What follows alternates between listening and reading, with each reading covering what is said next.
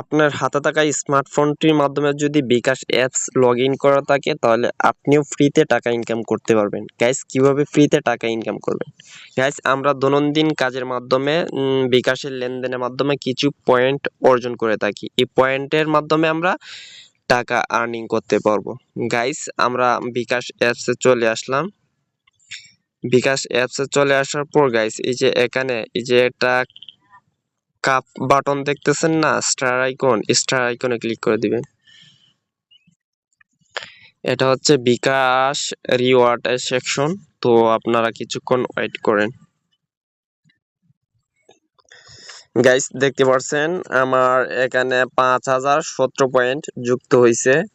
তো এই পয়েন্টগুলো আমি কিভাবে অর্জন করব, সরি, এই পয়েন্টগুলো আমি কিভাবে কাজে লাগাবো? গাইস, এখানে দেখতে পাচ্ছেন সংগ্রহ করুন।